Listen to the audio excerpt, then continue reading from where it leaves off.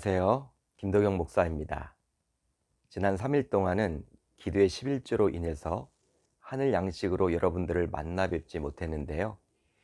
이렇게 다시 만나 뵙게 되니 더 기쁩니다.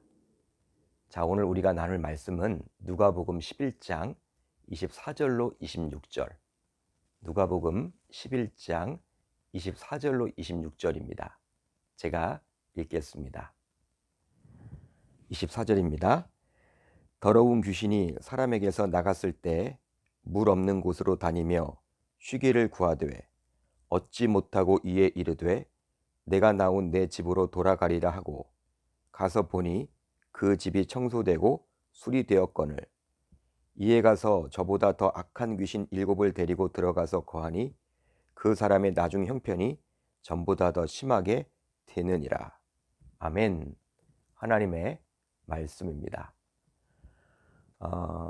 오늘 이 말씀을 토대로 땅 따먹기란 제목으로 은혜를 나누겠습니다. 땅 따먹기. 요즘 아이들은 밖에 나가서 잘 놀질 않죠. 스마트폰과 PC를 가지고 주로 집안에서 놉니다. 그렇지만 예전에는 밖에 나가서 땅 따먹기와 같은 놀이를 하면서 친구들과 주로 시간을 보내곤 했죠. 저도 어릴 적에 학교에 다녀와서는 동네 아이들과 어울려서 이 땅 따먹기를 하러 다른 동네까지 원정까지 가곤 했었는데요. 혹시 여러분들은 땅 따먹기가 무엇인지 아십니까? 그 놀이를 아십니까? 포장이 안 된 흙 위에서 하는 놀이인데요. 2명에서 4명 정도가 하면 가장 재미있게 즐길 수 있습니다. 이제 땅 따먹기를 하려면 운동화 뒷굽을 이용해서 크게 직사각형을 그려야만 해요. 그리고 그 직사각형 안에 각자 한 구석을 차지하여 자기 집을 그리죠. 너무 크게 욕심을 부려서 그려서는 아니 되기에 서로가 이해하고 용납하는 수준에서 손뼉을 이용해서 빙글 돌려서 그리곤 합니다. 그렇게 주로 그리죠. 그렇게 해서 그려진 공간이 바로 자기 집이요, 자기 땅인 거예요. 그리고 이제 가위바위보로 순서를 정합니다. 순서가 정해지면 자기 집에서 3번 만에 튀겨서 다시 집에 돌아오면 망이 지나간 자리의 안쪽이 모두 자기 땅이 되는 거예요. 이렇게 성공하게 되면 또다시 하게 되죠. 그렇지만 만약에 3번 만에 자기 집으로 돌아오지 못하게 되면 죽게 됩니다. 그리고 차례가 다음 사람으로 넘어가게 되죠. 망을 튀길 때에도 무조건 던져서는 되지 않고 손가락으로 밀지 말고 엄지와 집게 손가락 또는 가운데 손가락을 활용해서 손톱으로 튀겨야만 하죠. 이렇게 해서 나중에 따먹을 땅이 없을 때가 오면 가장 많은 땅을 차지한 사람이 결국 승자가 됩니다. 이렇게 서로 땅을 많이 차지하려고 치열하게 이 놀이에 몰두했었는데요. 당시에는 이 놀이가 얼마나 재미있었는지 몰라요. 정말 시간이 지나가는 줄도 모를 정도로 그 놀이에 홀딱 빠지기도 했죠. 그런데요, 지금도 눈에 보이지는 않지만 영적인 땅 따먹기가 진행되고 있습니다. 영적인 땅 따먹기. 그냥 단순히 놀이 정도가 아니라 땅을 잃게 되면 모든 것을 잃어버리게 되는 그야말로 무서운 세력 다툼이라고 해야만 할까요? 바로 예수 그리스도가 오심으로 하나님의 나라가 도래하게 되었는데요. 이런 하나님의 나라가 세워지는 것을 끊임없이 방해하고 반대하는 세력이 있었기에 그 세력과 예수님은 충돌하게 된 것이죠. 그 세력은 바로 사탄의 세력입니다. 그렇지만 너무 걱정할 필요는 없어요. 왜냐하면 언제나 예수님이 백전백승을 거두기 때문이죠. 따라서 하나님의 자녀로서 말씀과 기도로 무장하기만 한다면 우리는 이 거대한 영적 땅 따먹기에서 승리를 거두게 되리라 믿습니다. 또 반대로 우리가 영적으로 끼어있지 못한다면 이미 이긴 게임 이것만 두려움과 불안 속에서 하루하루를 힘겹게 살아가게 되는 것이죠. 오늘 말씀을 제대로 보시려면 11장 14절부터 차근차근 살펴보셔야만 합니다. 우리가 시간 관계상 14절부터 읽지는 않았지만 오늘 말씀도 14절부터 나오는 말씀의 연장선이기에 오늘 말씀 앞부분을 알아야지만 정확하게 파악할 수가 있어요. 자, 오늘 말씀 14절을 보면 이렇게 기록이 되어 있죠. 제가 읽어드립니다. 14절입니다. 예수께서 한 말 못하게 하는 귀신을 쫓아내시니 귀신이 나가매 말 못하는 사람이 말하는지라. 이렇게 기록이 되어 있습니다. 예수께서 한 말 못하게 하는 귀신을 쫓아내셨다. 결국 귀신이 나가며 말 못하는 사람이 말하게 되었다. 이런 내용이죠. 즉 예수님께서는 벙어리 귀신을 쫓아내셨습니다. 벙어리 귀신. 그런데 이런 놀라운 기적을 바라보는 사람들의 반응이 당시에 다양했어요. 우선 대부분의 무리들은요, 놀랍게 여겼습니다. 놀라워했죠. 즉 사람들은 예수님이 귀신을 쫓아낸 능력을 부정하지는 않았음을 알 수 있습니다. 다음으로 더러는, 즉 몇몇은 예수님이 귀신의 왕인 바알세불 힘입어 귀신을 내어 쫓았다라고 이야기를 하는 거예요. 그렇게 여겼죠. 이는 예수님을 사탄의 중재자로 설정함으로써 악한 자의 누명을 씌워 제거하기 위함이었죠. 마지막으로 또 일부는 예수님을 시험할 목적으로 하늘로부터 오는 표적을 나타내라고 요구를 합니다. 이들은 하늘의 승리를 받은 행위인지 확인하려고 한 것이죠. 이런 사람들의 반응, 우리 예수님이 모를 리가 없겠죠. 모를 리가 없기에 예수님은 17절로 22절을 통해서 다음과 같이 논박을 하고 이 사건의 의미를 가르쳐 주십니다.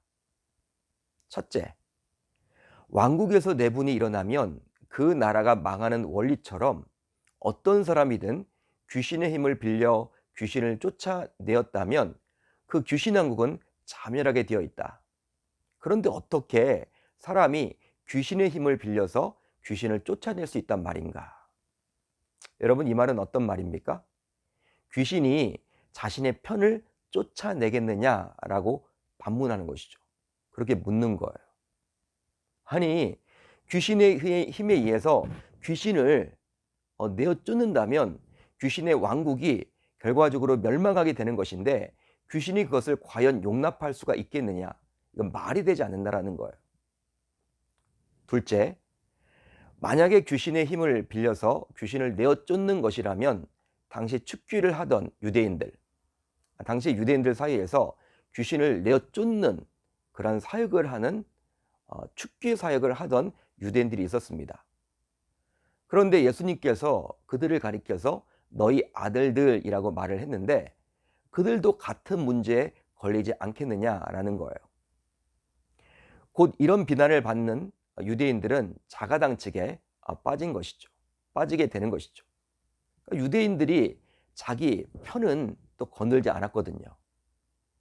축기 사역을 하던 그 유대인들에게는 뭐라고 하지 않았거든요. 그렇다면 나를 그렇게 비난을 한다면 너희들도 그들을 또 동일하게 비난하는 것 아니냐. 즉 이렇게 비난을 했던 유대인들은요, 스스로 자가당측에 빠지게 되는 것입니다. 셋째, 예수님의 귀신 축출 사역이 하나님의 능력에 힘입은 것이라면 이 사건은 하나님 나라가 이 땅에 임했다라는 것을 의미하는 것이죠. 넷째, 예수님의 귀신 축출 사건은 더 강한 자인 예수께서 지금까지 강한 자로 군림하던 사탄을 무장해제하고 사람들에게 해방을 주는 것입니다. 여러분, 예수님께서는 이와 같이 논박을 하셨어요. 그리고 다음과 같이 결론을 내리시는데요. 본문 23절입니다. 본문 23절 이렇게 기록을 해주시죠. 나와 함께하지 아니하는 자는 나를 반대하는 자요, 나와 함께 모으지 아니하는 자는 해치는 자니라.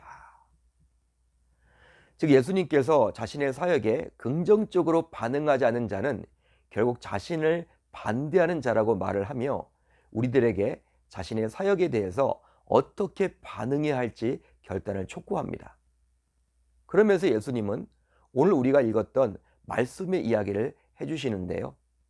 즉 더러운 귀신에 관한 이야기를 해주십니다. 어떤 사람에게는 더러운 귀신이 일시적으로 나갔지만 안식처를 발견하지 못하고 그 사람에게 되돌아와 다른 여러 귀신들과 함께 그 사람을 거처로 삼게 되면 그 사람의 나중 상태가 현재보다 더 악화된다는 것이죠.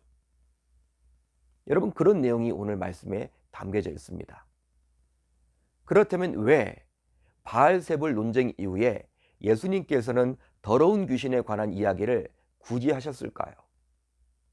더러운 귀신에 관한 교훈은 한편으론 앞의 바알세불 기사와 연결점이 전혀 없는 것처럼 보이죠? 그렇지만 축귀, 즉 귀신을 내어 쫓는 것의 내용과 귀신들이 나갔다라는 동사로 상호 연관되어 있습니다. 특별히 23절을 보면요, 예수님의 말씀에 대해 동의와 반대 결단을 촉구하고 있지 않습니까? 이것과 연관지어서 살펴보게 되면 결국 7 귀신이 들어와 최종 상태가 더 악화된 이야기는 예수님을 따르기로 결단하지 않을 사람의 상태를 묘사하는 것이라 감히 말할 수 있는 것이죠.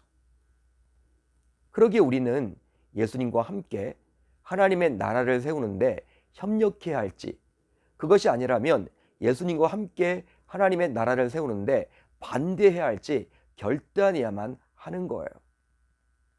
즉 적극적이지 않고 그냥 가만히 있다면 그것은 예수님과 하나님의 나라를 반대하는 것에 불과합니다.